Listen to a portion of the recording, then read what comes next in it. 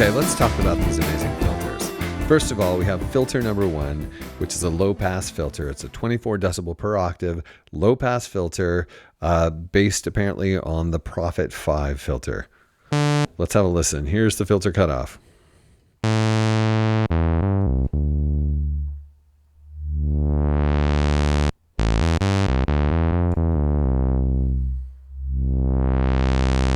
Let's add a little resonance.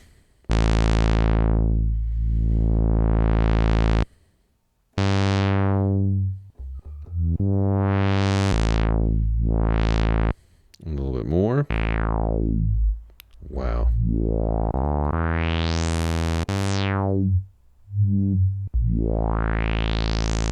And a little bit more. Going into filter self oscillation there.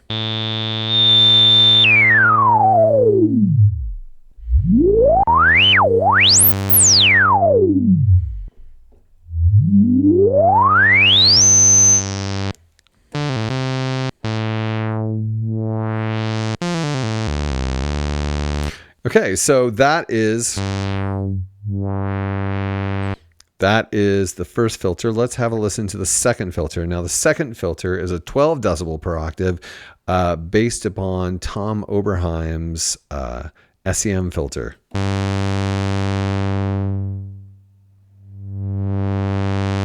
You can definitely hear the difference there between the 24 decibel per octave cutoff and the 12 decibel per octave cutoff. And of course, we can also be watching here on the screen. The best thing about these filters, well, not the best thing, but a great thing about the filter setup in the Pro 2 is the fact that you can see exactly what you're doing to the filter. You can see the filter cutoff point, you can see the filter slope, and you can see when you're adding resonance.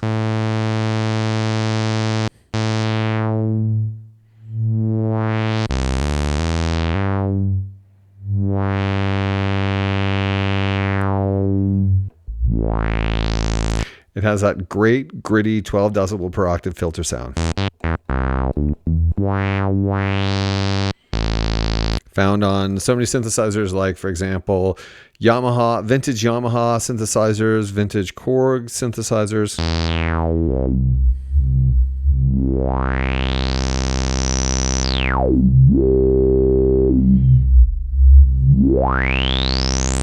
That was a great sounding filter, and we're not done.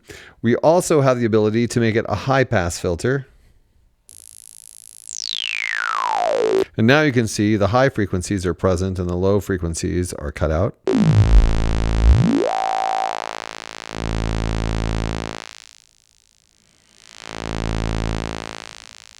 And with resonance. Let's not forget, with a high-pass filter, the great trick is to turn the resonance way high so you get a big boost, and then you can put that boost down in the bass.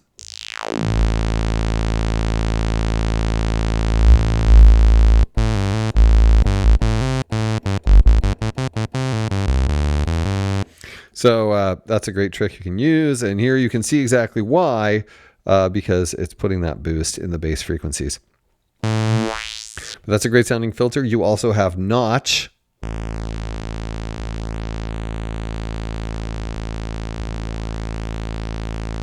In this instance, resonance is actually controlling the width of the notch. I guess that would be Q, wouldn't it?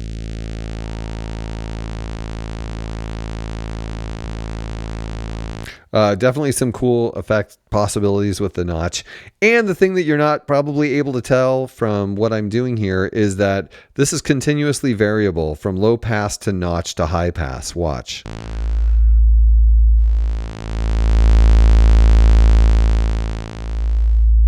And this can be modulated. We'll get into that in the modulation section. So you can actually have your filter type modulated by envelope or LFO or any number of other modulation sources, including the sequencer.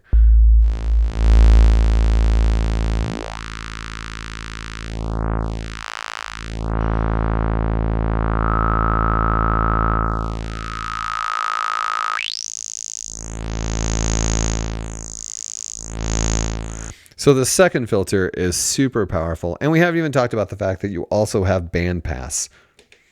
Band pass is a combination of low pass and high pass that ends up with this band in the center, which we can see on the graphic display here.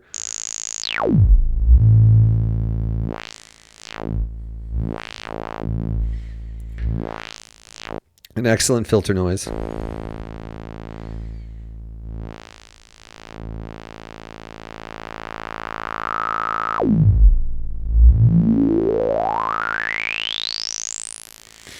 And once you press the band pass button, the low pass, high pass, and notch is disabled. So you're just getting the band pass functionality.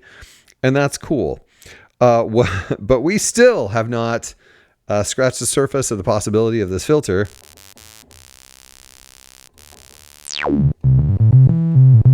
Because we haven't talked about what it's capable of doing. Thus far, we had the first filter enabled, and you can see we have a little map here telling us how the sound is traveling. The sound from the oscillators is traveling through the low pass and out, skipping the state variable. Or we can skip the low pass and go just through the state variable. But there's another functionality, actually two more we have. We go on filter root, and then we can do this. This is a parallel functionality. As you can see, the sound goes into the low pass and also into the state variable and then out of both and mixes back up. So now our oscillator output, which right now is just a single saw, can go through both filters and come out and be altered by both filters independently.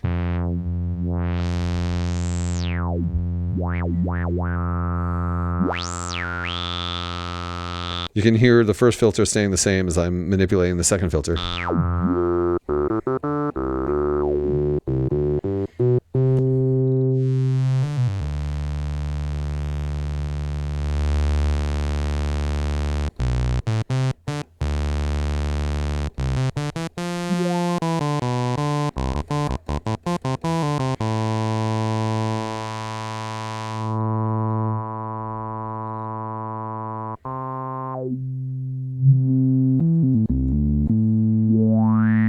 So you can tell there's a tremendous amount of functionality you can get out of that, a whole bunch of different types of sounds.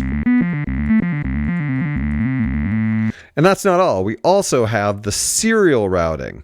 See, our little map has changed. Now the sound is going into the low pass, then from the low pass into the state variable, and then out. And this is basically what's happening on a Core MS-20. So the sound is a combination of both filters instead of both filters independently.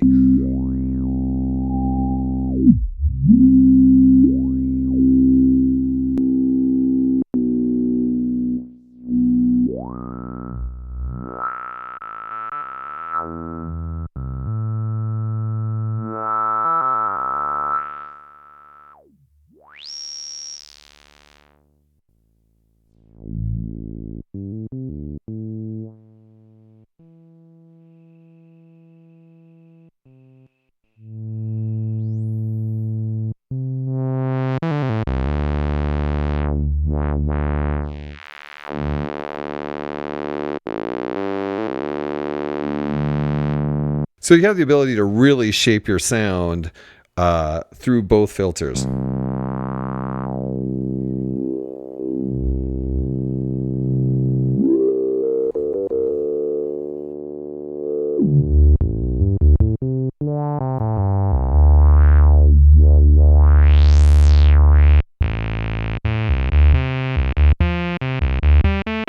You can create a lot of different sounds with these filters arranged this way. And then when we get into modulation, you'll see we can do even far, far more, because even the filter routing is modulatable. This is also continuously variable. So you can modulate between those two different functionalities, the serial filter arrangement and the parallel filter arrangement. Another thing I have to talk about right now is the filter oscillator split, which allows us to take the output from 2 of the oscillators and put it through one filter, and the output from 2 of the other oscillators and going through a different filter. So right now, oscillators 1 and 2 are going into the low pass, and oscillators 3 and 4 are going into the state variable.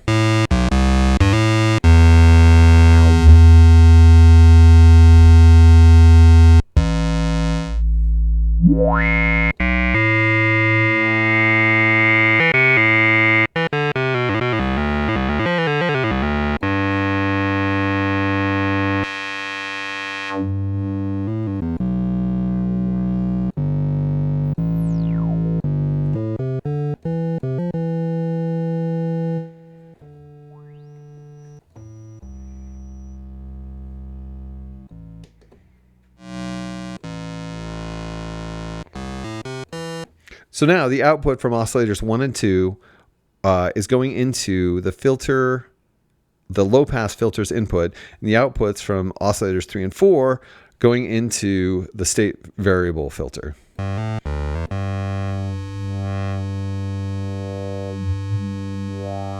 So you can hear the independent changes.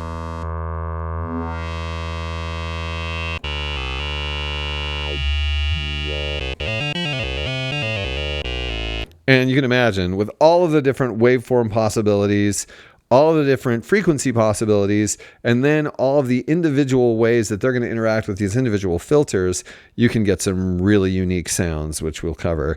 Also, you can switch it to serial, so both are going into one side and coming out the other.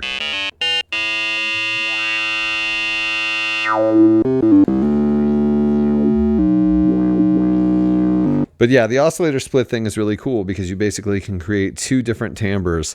The timbre with the first 2 oscillators and the first filter, and then a different timbre with the second 2 oscillators and the second filter. And then, of course, it can be shaped by their independent envelopes, which we'll talk about in the envelope section next.